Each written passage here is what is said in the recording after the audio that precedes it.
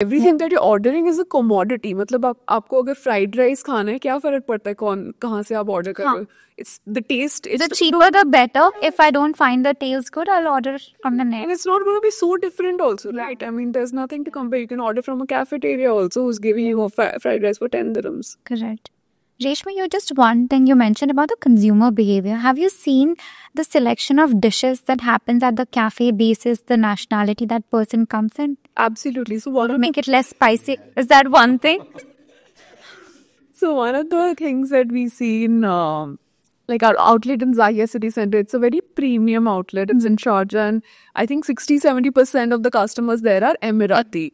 And they don't understand this Indian street food that we were talking about. They understand butter chicken, they understand biryani. But what I like about them is that they come in, they order their biryani, they order their butter chicken, they order their naan, but then they explore the rest of the menu, and then they wait for the server to explain them what is a Mithi Bai grill sandwich, for example.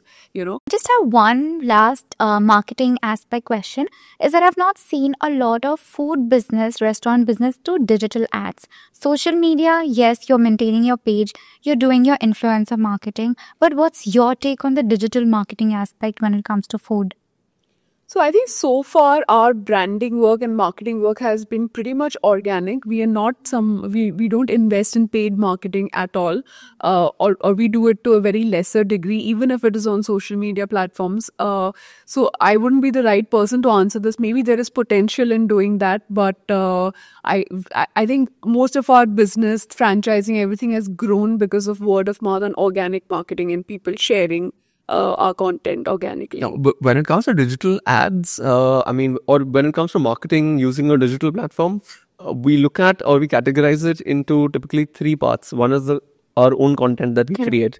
All right. Whether we need to boost that content or we put a certain ad budget to boost it, or our main goal is always to create, the most viral sort of content with the perfect hook that people sort of get engaged in, and we don't have to really run any paid marketing on that.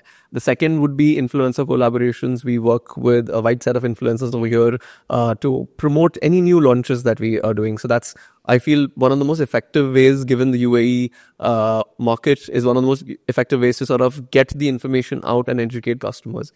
The third would be running Instagram ads or Google ads. We limit our budgets to a bare minimum on that. And that is primarily we don't do it for offers as such, but we do it for events. So suppose we're hosting an event, then we'll run an ad for that. A lot of people do inquire about these events. The purpose of running the ad for an event is, suppose we put it up in a story and a customer doesn't see it.